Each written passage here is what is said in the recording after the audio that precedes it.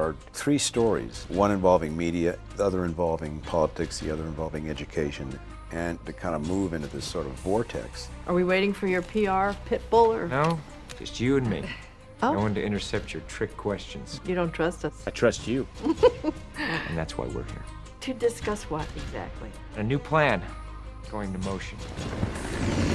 What attracted me to it was that it was a piece of film that didn't tell me how to think. It invited me to participate. Now, this is a significant threat to the security of our nation, and you can quote me on this. It has a thriller structure. What's going to happen? How is this going to turn out? And there's so much at stake for everyone in the picture. Cut. Good.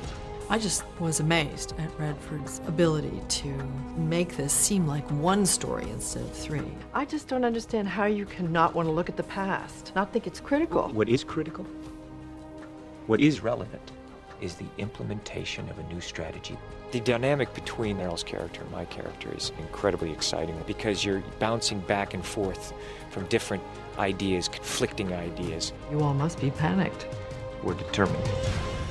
The idea of Tom playing a senator, I thought that was intriguing. He is somebody that you could see charming people. I thought that could work very well. Our scene's like a dance, but really it's a duel. It's two very well-reasoned arguments coming up against each other. Small is how we fight now. Says the man in the air-conditioned room. I'd worked with Meryl before, so there was trust. Based on what we had experienced before with each other as artists, I used her collaboratively. She's smart. I really admire people who get out and are brave in the front lines and give us the story. That's my character. You have the ear of the president more than the defense secretary. So, if it succeeds with your name on it, it's a great way of separating yourself out from the rest of the pack in your party who'd like to be president.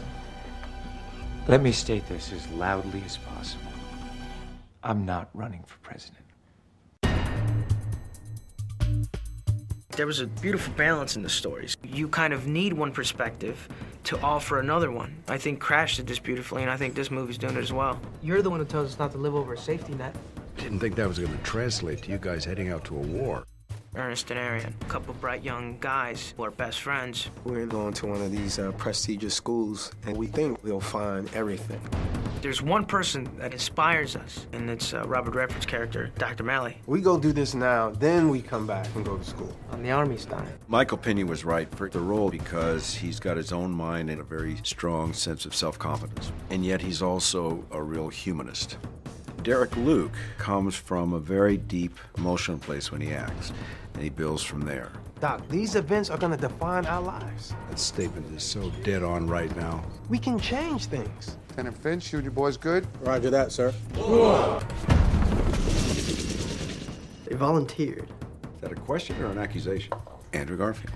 Of all the actors I auditioned for, he shined because his mind, he was so clever and smart, which I thought was going to be a good thing for my character to duel with. You think it's better to have tried and failed than failing to try, right? Yeah. But what is the difference if you end up in the same place? At least you did something. In the beginning of all the stories, they seem like they're separate.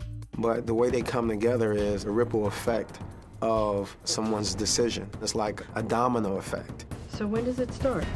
10 minutes ago. It'd be very easy to take this film and wrap a nice ribbon around it and say, okay, this is what we think you should think. No, it's here's how, on a personal basis, these stories develop dramatically to a point where it comes right back to you. What would you do? This is the fight that we're in. It's a movie about holding a mirror up. It's not pointing fingers, it's just saying, look, here you are. ETA to my boys.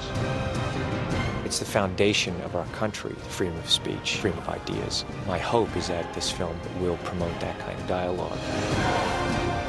Decisions you make now are yours and yours alone from here until the end. Can they see us?